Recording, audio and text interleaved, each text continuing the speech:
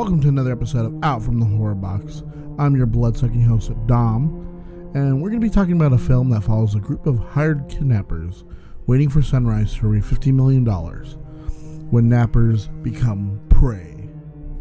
Directed by Matt I always mess up on this guy's name, Bettinelli Olpen and Tyler Gillette of Radio Silence, and written by Stephen Shields and Guy Busick. We dive into the 2024 horror comedy film about what seems to be an innocent young ballerina but turns into a bloodbath, Abigail. So Radio Silence has been on a roll with Ready or Not, segments in the newest VHS films, and the latest two Scream films that have come out. They did Scream, the not really a reboot, but it's the sixth one in the film series, or fifth one? Yeah, fifth one? Yes, fifth one, sorry. And then they did Scream 6 just recently. I believe it was the beginning of last year. They came out like one after another. They were going to be in the newest Scream, directing that, but then they ended up dropping out of that. But now we get a vampire film that is just as gory as their other films, and I think will become a classic of the horror genre. Plus, we get another film with the magnificent Melissa Barrera. After the debacle with Spyglass and being fired from the next Scream film, and that whole thing is ridiculous, I stand with her and Palestine. But one last thing, let's take a few seconds of silence for Angus Cloud.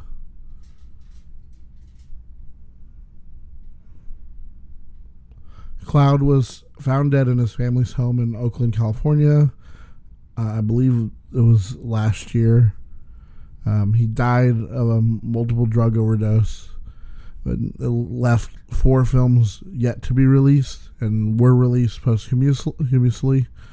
This was one of them, and it's just kind of, sad when, you get someone who gives such a good performance, just like as we've seen with people before him, like Heath Ledger or like Anton Yelchin. Yeah, just these amazing actors who, for one thing or another, they're just taken way before their time. But now let's pull back the curtains, turn on the spotlight, and get to reviewing.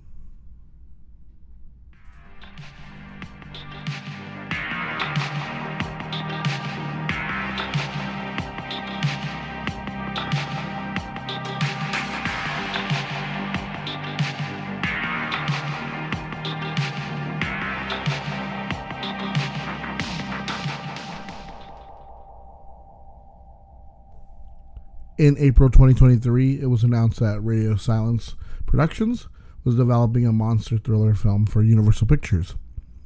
Directors Matt Bettinelli Olpen and Tyler Gillette were attached to the project, with Chat Villela producing alongside William Chirac, Paul Neinstein, and James Vanderbilt at Project X Entertainment. The screenplay would be crafted by Stephen Shields and Guy Busick.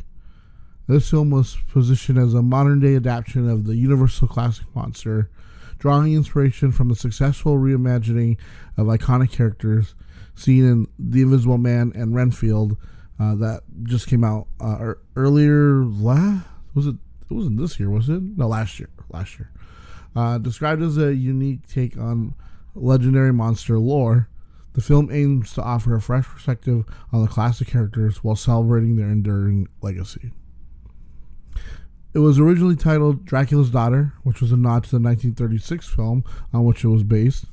Universal emphasized that while they had briefly considered a singular continuity with The Mummy, each film in this new direction would remain firmly rooted in the horror genre, free from the constraints of a shared universe.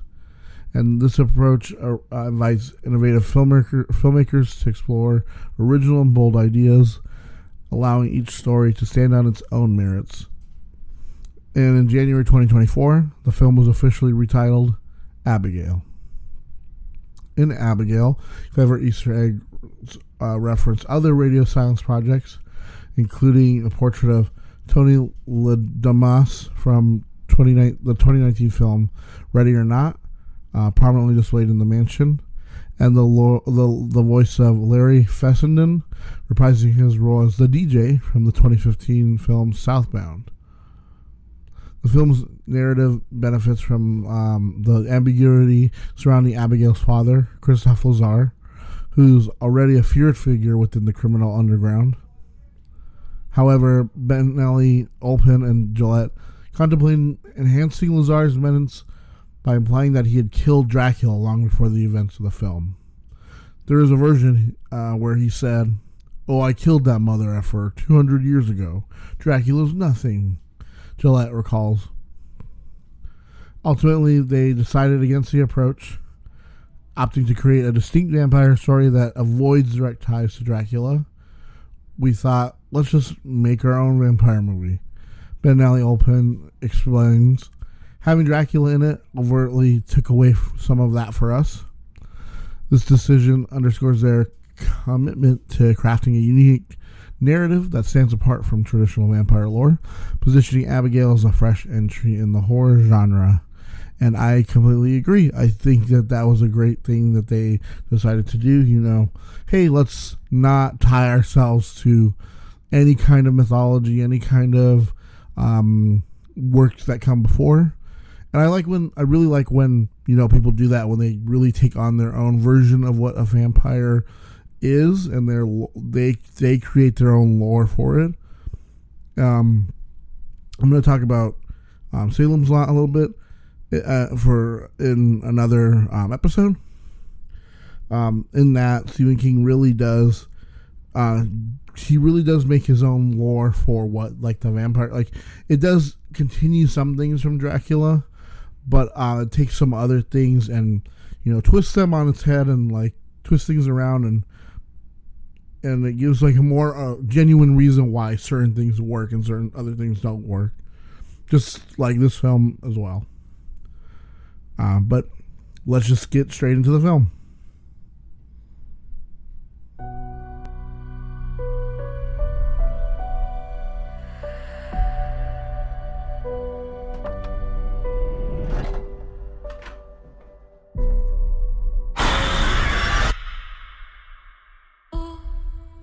You all came highly recommended.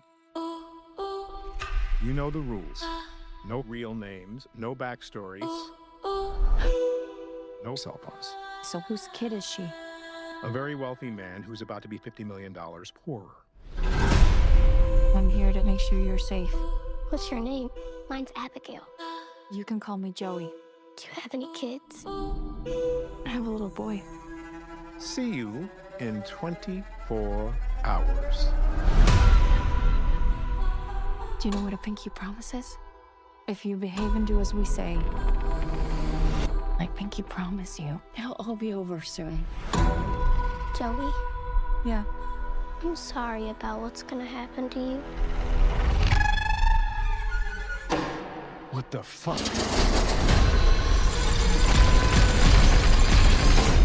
Shit, we gotta get out of here. I think she knows something. Guys.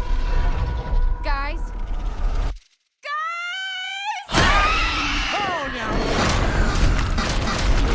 What the fuck is that thing? We kidnapped a fucking vampire. A ballerina vampire.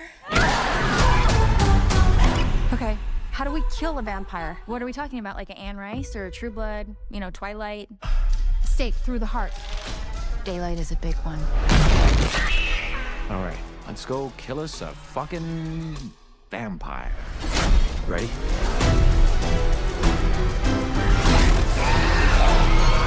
Vampire on my ass!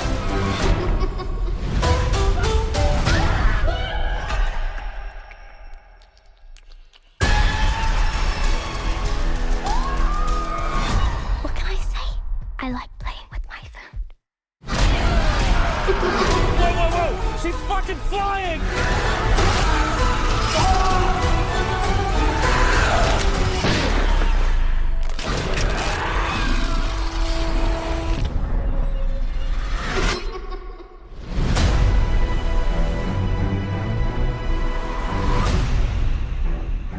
fucking hate ballet.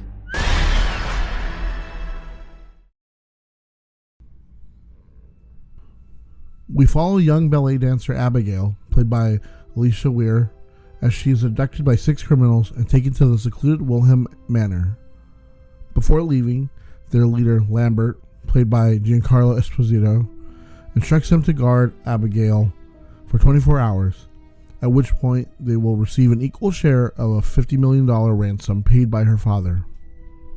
The group, all of whom use fake names to avoid identifying each other, consists of former Army medic and recovering drug addict Joey, former NYPD detective Frank, thrill-seeking hacker Sammy, former Marine sniper Rickles, dim-witted mob enforcer Peter, and sociopathic driver Dean.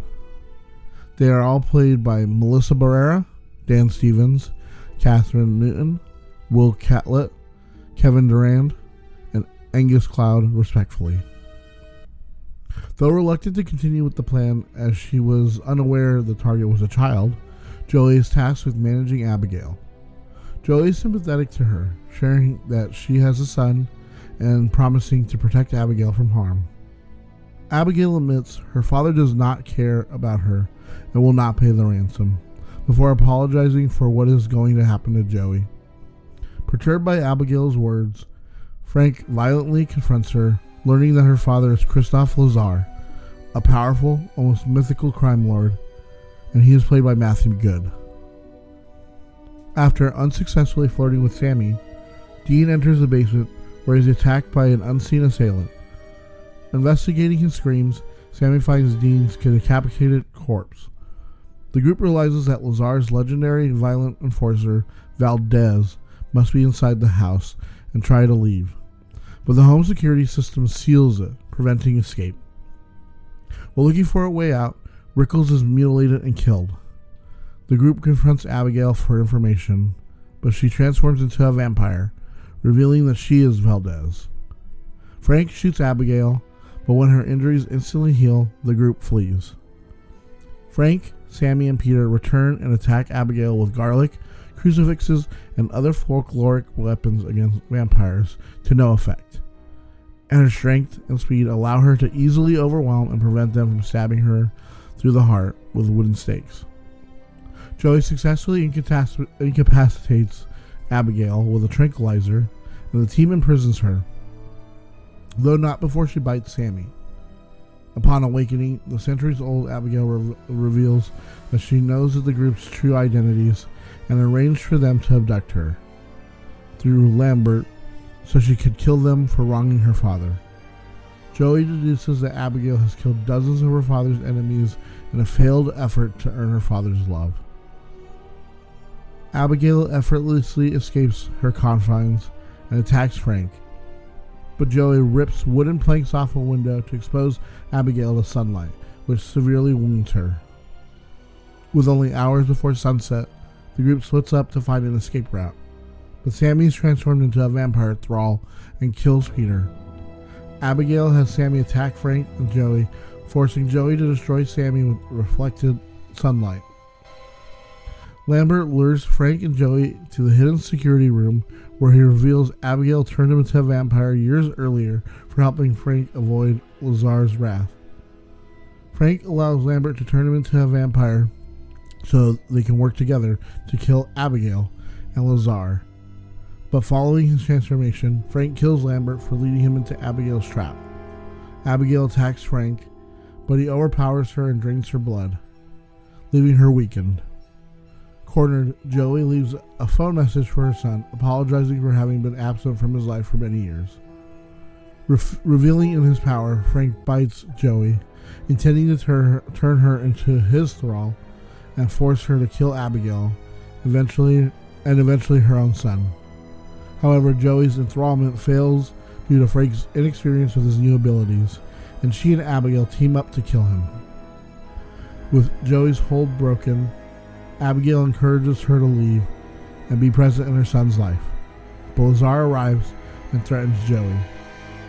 Abigail defends Joey for being present when she needed her, while Lazar was not, Although Lazar angrily rebukes her, he relents for Abigail's sake and allows the bloodied and battered Joey to leave.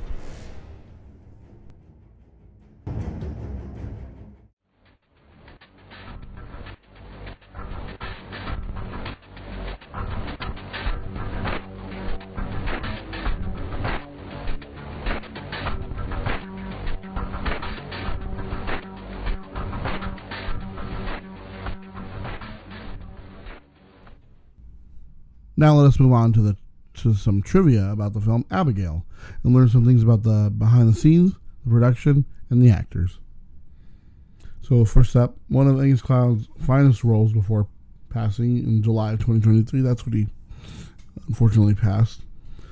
And although production wasn't completed until months after his death due to the SAG-AFTRA strike, which I completely forgot. Yeah, man, that happened like right after.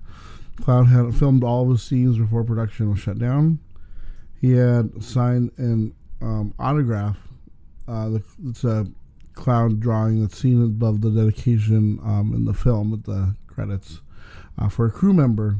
He had signed his autograph with a Cloud drawing for a crew member during his time on set.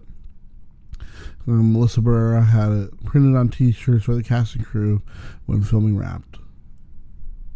And that just goes to show, like, how much of an amazing person she is.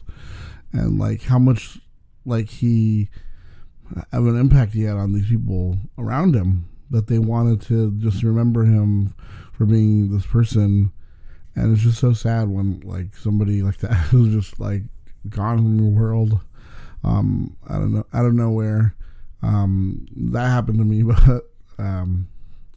the former host of this podcast, he died 2 years ago now, and it's really sad when somebody who, like, you just is there one day, and you just want to go to them and be like, hey, did you check this out? Did you see this? Or like, what do you think about this? And they're not there anymore, and it's just kind of sad. And it's a great thing that, like, she did that, and it's great that they didn't, like, try and shelve the movie.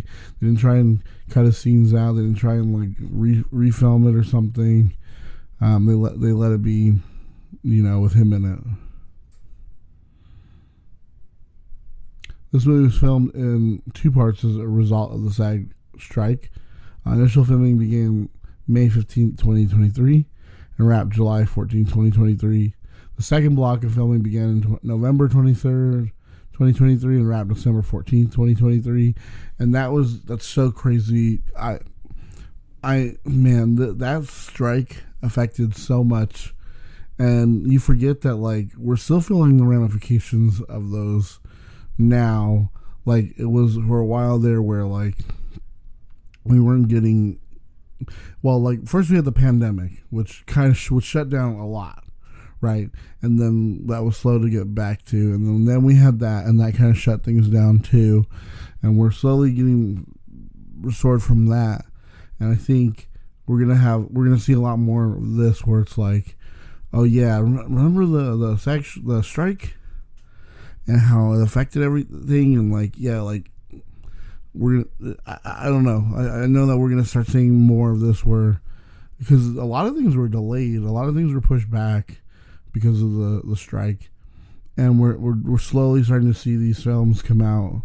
Because, if they had been able to film as much as they needed to then in that first block, I feel like we probably could have got this film. I mean, maybe not sooner. Maybe like late last year, but it's still a little bit earlier than what it was. Tyler Gillette, I think I've been saying his name kind of differently throughout this. Spoke to Empire about Abigail's design and specifically her teeth. We talked about the teeth a lot. He says we wanted them to look more primal and animal than usual vampire fangs. Abigail's are kind of teeth on top of teeth, like a shark's mouth. Those apex predators, when they open their mouth, you see they're designed to inflict as much damage as possible. In all honesty, I don't think I noticed her teeth were like a little bit different. now I really want to watch the film again. Because I didn't check to see that. But that's kind of cool if they went that route. You know, that's something that you normally don't see, and like that's something that's unique to like certain vampire films too. Outside of like their lore, like something that, you know, is usually something that they kind of they change up from film to film. Sometimes it's like I think in Salem's Lot, the original miniseries that was done for TV back in the 70s. I think the vampire is like the front two teeth that are sharp, and then like I think that's a design that comes up every now and then.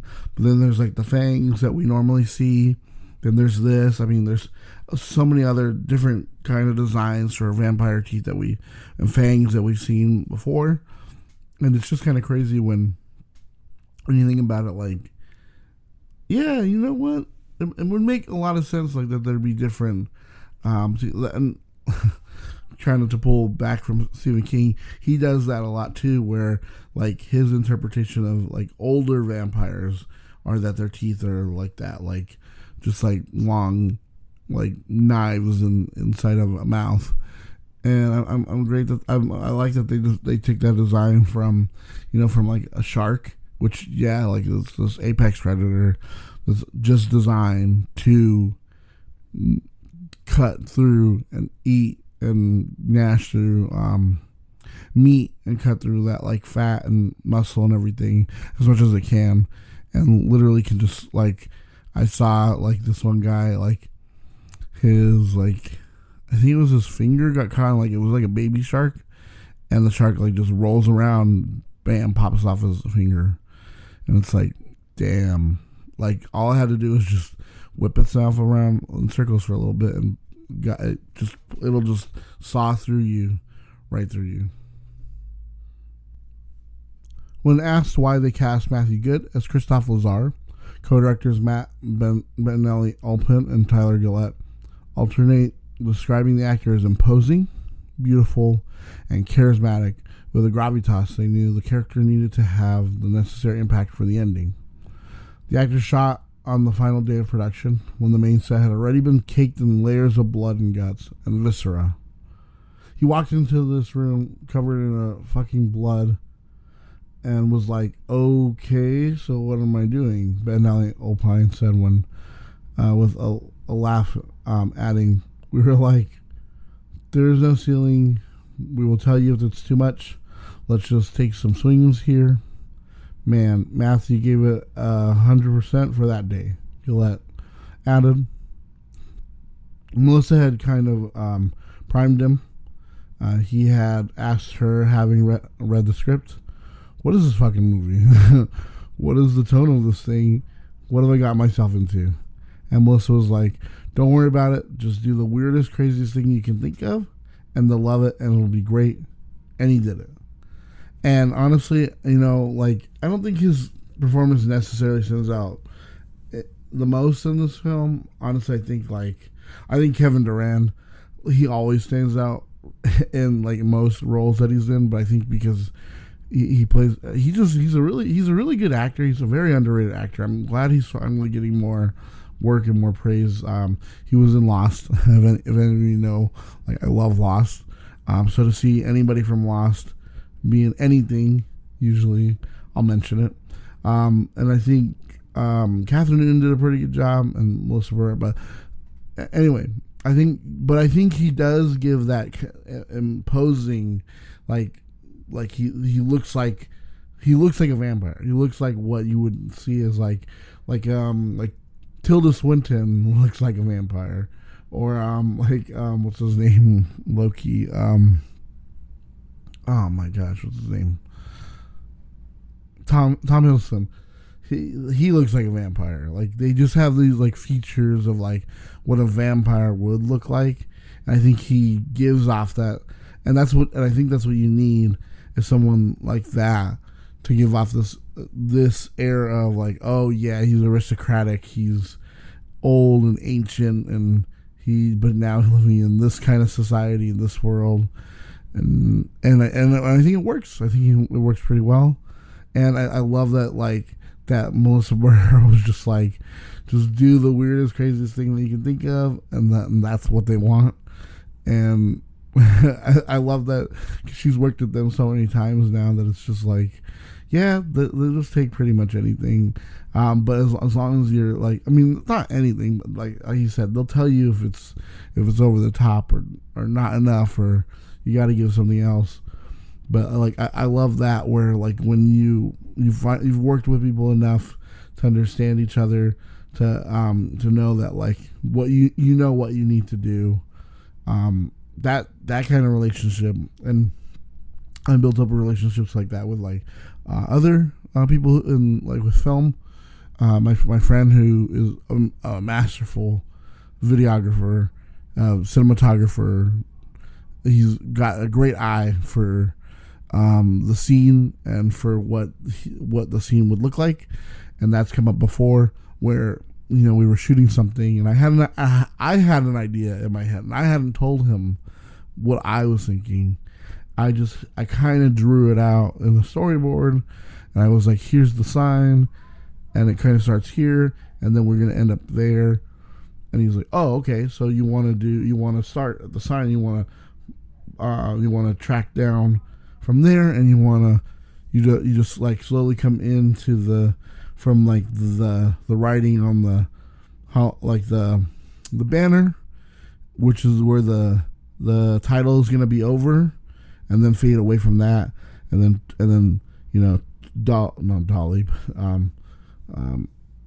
what do you call it? It was a gimbal, so it was so gimbal down. I forgot what the term is. And like he came up with this in his head. He already thought about this, but I was like, that's exactly what I thought. Like that's like you already know. That's when I like when relationships are like that with people that you're working with, where you don't really need to explain anything to them too much, where they kind of already get like, oh, okay, you want this. And it's like, that's, you know what?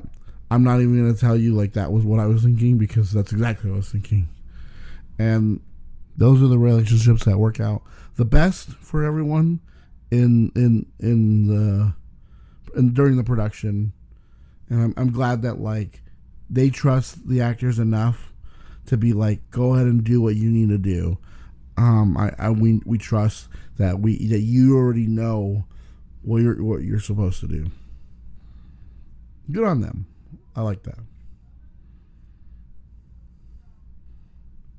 While Abigail dismisses and mocks the use of garlic and crucifixes as threats to a vampire, she notably dodges being staked. As shown later, it is very effective as the sunlight, explaining why she rehearses her ballet at night rather during the day. And that's one thing, and I'm going to bring up, God, I got to bring up Salem's Lot again, because it's just like, I think Stephen King did a great job of like doing like such a different version of the vampire that it stands out so well for me. But like his whole thing, and I can't wait to talk about this in Salem's Lot too, but the character of Father Callahan, he's someone who's lost a lot of faith, and not lost it, but like questioning it. And so as he's fighting the vampires, he holds up the crucifix, and at first it works. Like it starts glowing, and then like it fights off the main vampire for a little bit. But then like as his whole thing of this whole mindset of like, is this me? Is this God? What is this that's causing this? Starts to like cause his mind to kind of falter. The vampire's able to like not only touch it, but like break the crucifix. And, he explains that like objects only have power because you give them the power. Like it only works because you believe that it worked. Once your belief started not only failing but waning, that's when they're able to and that's something that Stephen King always brings up too in like his stories. If you ever read like It and other things like that, it's the power of like belief, the belief that these things will help or will kill the monster. It's something we've seen in it. Like, there's a part where they go to the house on Neibolt Street, and once they are able to solidify it as a werewolf, because that's what Richie saw as a werewolf. That's when, because it's a whole thing of like, they can only see what each other sees when they say, like, they believe that, like, that's what it is. Once he says, oh shoot, it's a werewolf, that's when it becomes a werewolf. And then they're able to use these like silver slugs that they built, or smelted or whatever, and they're able to, and because they have faith that that silver will kill a werewolf, that's when they think like, oh, it's gonna hurt it, and it does hurt it, because their belief that hurts the werewolf hurts the werewolf. You see what I'm saying? Like, it's not just that like he does, like, something happens earlier too when they're trying to escape from, when it's Richie and Bill, and they are trying to get away from the werewolf earlier in the story, and he uses this sneezing powder, and it's because Richie is like this type of person who's this type of kid who's into gags and into like this and that, and like he really believes that this is like this like sneezing powder is gonna work, and it does, and that's the power of belief. And I think that that really goes to show, like, I know it doesn't really work here, but like I think that's what I'm trying to get at, is like, I like when they build like their own lore for this. Like, obviously, like, the garlic didn't work, the crucifix didn't work, but like the stake obviously was going to work, because that's just something, usually a vampire has to have some kind of kryptonite. It's usually going to be stake through the heart or sunlight, and that is very effective. The sunlight, obviously, we see in this film, and that's what happens. And that's something I like. I like when they build their own lore. I think that's what I'm trying to get at finally from this. Hopefully I wasn't rambling too much. Hopefully I didn't get off too much for that. But that's what I'm trying to say, is just I like when they try to build their own lore for like these things, for like what would kill the vampire, what doesn't kill the vampire, what hurts them, what doesn't hurt them, what powers they have, what they can do. Because there's certain things that I'm pretty sure, like, Abigail is like trapped at one point. I mean, we see that she's actually strong enough to just break down the cell, but I know, like, in Dracula, he's able to turn into like a fog. Dracula has a lot of powers like that we don't see unless you watch, like, I think like a really good, like a strict adaptation. I think in Francis Ford Coppola's, it's more of a stricter, like, it's closer to what happens in the book, and like like him turning into a bat, I don't think is in the book, but I know he turns into like a dog. It's crazy. It's really crazy, but just that's what I like. I like about these different films, different like lore about it.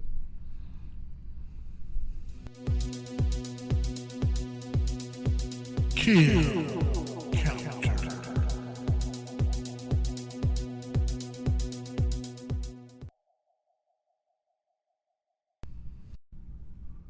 We have arrived at the kill counter. This is the part of the podcast where we go through the kills and deaths in the film. The film Abigail has a total of 6 kills. There are quite a few kills mentioned off screen, but I really don't like to count a kill that we don't see nor see the aftermath of. So let's go over the kills. Dean is the first person to be killed. While he's in the basement, he starts to notice someone is with him. He investigates, going to the kitchen, and he's attacked by Abigail, who drags him and decapitates him off screen.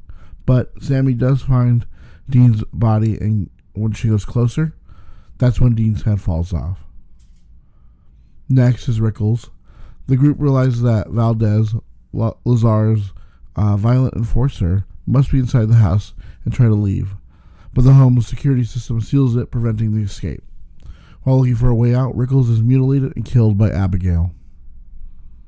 Peter is next and meets his doom. when, with only hours before sunset, the group splits up to find an escape route.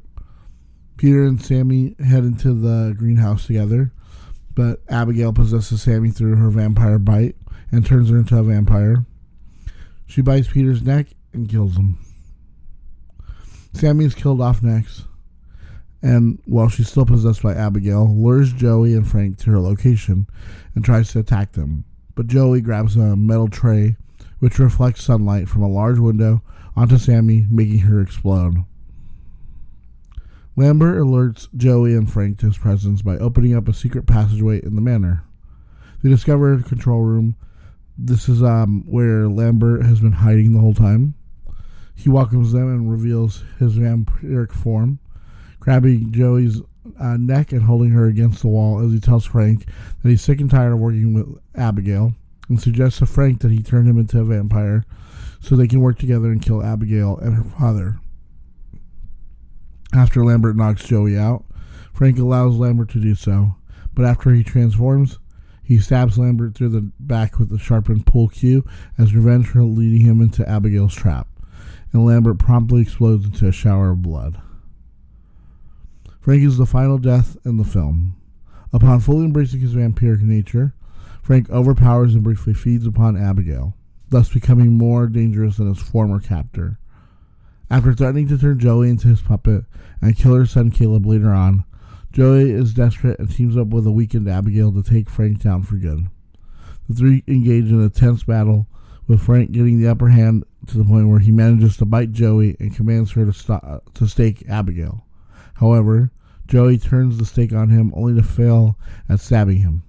Abigail then reveals that a power like mind control takes time to learn, and she manages to bite Frank in return.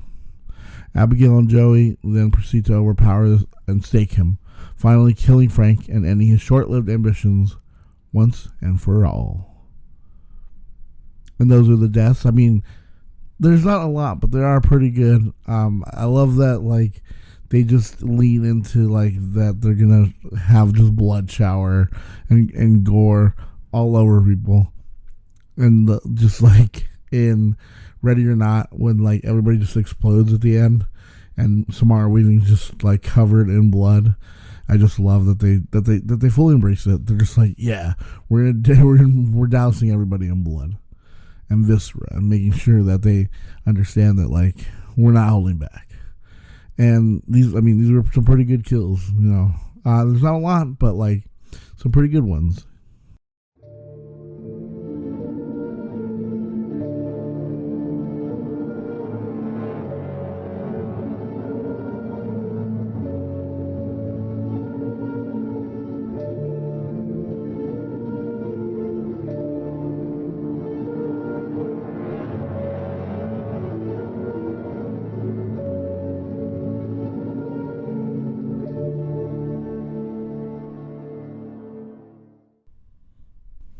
Alright, so now we get into my final thoughts on the film Abigail. I think I really didn't hear about this movie much or too much before going to see it. I know I'd seen a couple of, I think a trailer maybe, and then I was like, whoa, that's a little interesting, you know, where you're kidnapping somebody, and then it turns out that the kidnapper is actually the one who's lured you there to feast on you, as a vampire would. And honestly, you know, the story is a pretty good one. It's not too long. It doesn't overstay its welcome, but it's not too short to where it's like, you know, sometimes they pad it with like this or that. It gets straight to the point. I feel like, it starts off with the kidnapping, and then after a while, I mean, it does get a little bit to get into the vampire thing, but I'm glad that it doesn't take too long. I'm glad that it we find out she's a vampire, they start freaking out. Then I think then Dean dies, and then the house starts locking itself down, and then that's when everything just goes crazy, and you know they start just getting into it. But even just like, I love that the actors, I feel like they gave them time to really get to know each other and because they work really well with each other. Like there's the scene where they're talking, like Joey's kind of analyzing everybody, and Frank is kind of analyzing everybody too, and they're like you just see how like much joy and like that they probably had just like filming and bouncing off of each other. And that's why it's kind of sad too, like with Angus Cloud, passing from an overdose, because I think he does a pretty good job in this. He did a great job in Euphoria. I watched him in that. He did a good job in this. Like I said, Kevin Durand, I think he stands out the best in this one. And Dan Stevens, though, he's always a great. I like that he's playing something more serious, but he's still a little ridiculous. But he's ridiculous in the like sense of like he's like a hard ass or something. Because Dan Stevens knows how to play a character. He knows how to do it. If you've seen Eurovision, if you've seen Godzilla X Kong: The New Empire, if you've seen Cuckoo, like Dan Stevens, honestly, he's a really good actor. Catherine Newton does a pretty good job too. Like I haven't really seen her in too much. I wanted to see Lisa Frankenstein, but I haven't seen that one. I'll probably end up watching it later this year. I've only really seen her in a couple things, obviously in Ant-Man Quantumania, and then I think she's popped up here and there. I know. I don't remember where else, but she plays it pretty good here. Like her chemistry with Kevin Durand, like I said, I think he's the standout one, but I think their chemistry works really well.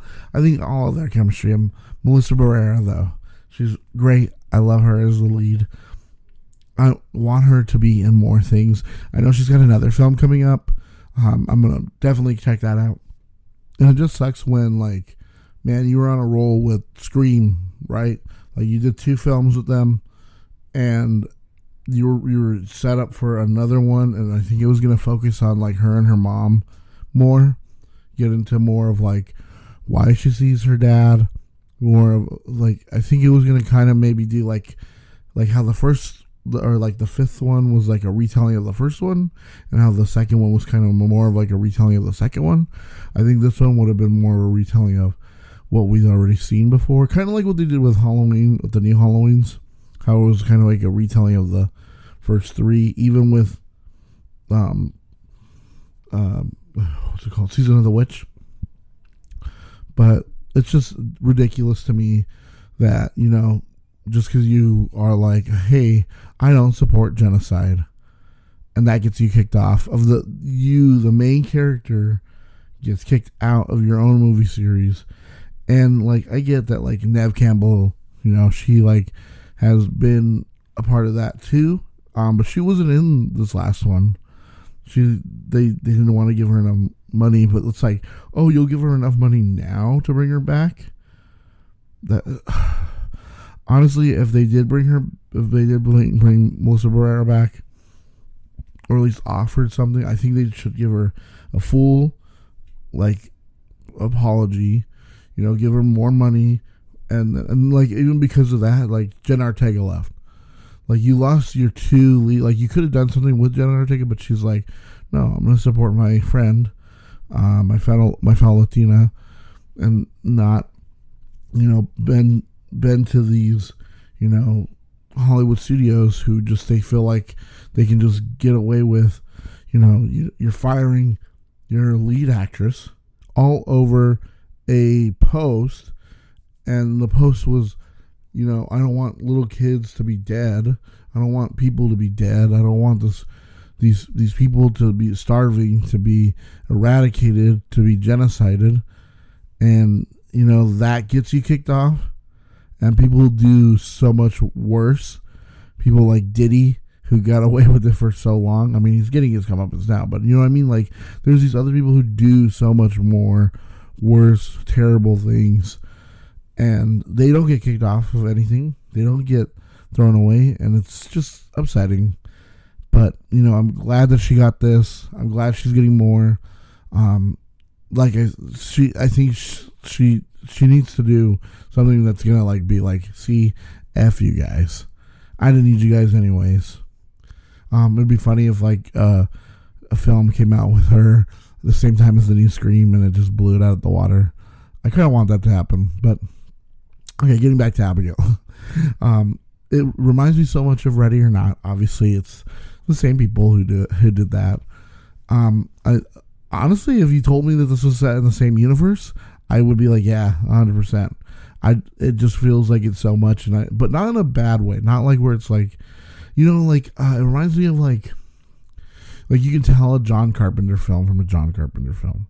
You can tell kind of like a Steven Spielberg film from you can tell that you're watching that type of film.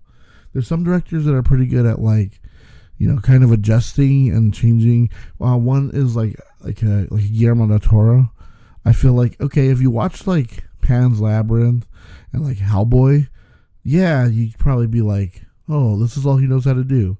But then you go watch like Crimson Peak, you go watch Nightmare Alley, and Nightmare Alley was nominated for Best Picture. He won for The Shape of Water. Shape of Water feels, does feel a little Hellboy-ish, but I would compare it more to Crimson Peak. He's still got like this kind of classic, gothic like feel to his films, but I think he knows how to differentiate that when he's doing something like a Pacific Rim or something else. You know what I mean? Like like another film from him. But you know what I mean? Like there's some people that know how to, show, like they can, like you watch their films and you're like, oh, this isn't like Stanley Kubrick. His films don't necessarily feel the same, but like someone like John Carpenter or Mike Flanagan, you can feel their DNA in those films. That's how I feel like with this. And I just love how much gore, how much blood is just everywhere. They just like to dump it on people, and like everybody does a great job. All the actors do a great job. I think the cinematography is pretty okay. Nothing that really stands out to me in any way, shape or form. The set, I love being set in like that one place, like that one mansion, and they're just having to run around. And it kind of reminds me a little bit of Clue, them just running around trying to find places to hide, trying to figure out ways to get out. And then, I like that it doesn't lend itself to being like you need a sequel, like Ready or Not. If they made another one, I would actually probably go see that. I think it'd be pretty good. I think there's a way you could do it that could be a little bit different. But does this need a sequel? I don't think so. Just like Ready or Not, you could do a sequel. I don't think so. I think they should just focus on doing either like something more original like this, or like, obviously this is taking an idea like from an older film and like transferring it to now, like adapting it for nowadays. That idea of Dracula's daughter. But I think they did a pretty good job. I think, it's just a solid little film. Nothing too impressive, nothing too crazy.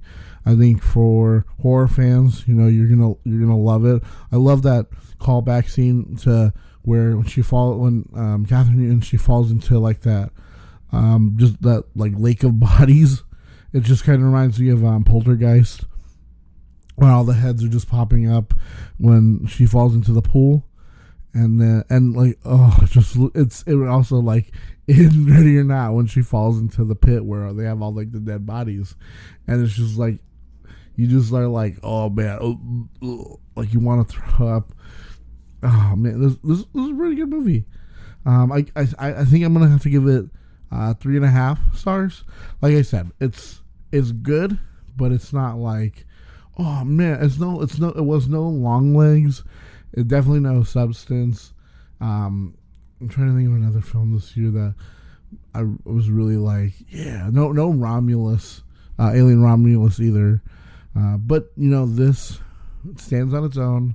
I think is a good entry in Radio Silence, or I don't know. I don't think it's their.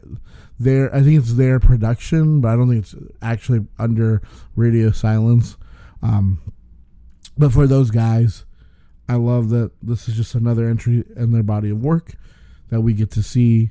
That is like, oh Yeah, that's a pretty good. Oh, Abigail, that was a pretty good one. Ready or Not, pretty good.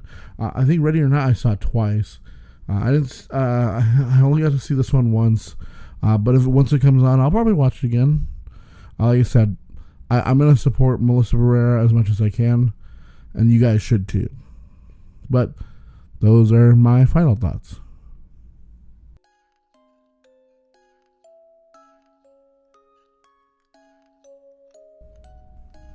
So are you a fan of ballet? Would you let yourself be turned into a vampire? Do you support Melissa Barrera? I know I do, and will watch anything with her in it. We want to thank you all for listening, and if you like what you hear, please subscribe to get every new episode downloaded. Do you have any personal or fictional, paranormal, supernatural, or unexplainable stories? We'd love to read them on the podcast. Please send your stories, recommendations, or anything else to horrorboxpodcast@gmail.com. If you want to show more support, you can follow our socials on Instagram, Threads, or TikTok at HorrorboxPodcast. Also, you can buy me a coffee at coffee.com/horrorboxpodcast. It really helps out. Until next time, just know most little kids are monsters. This is Dom, signing off from the Horrorbox.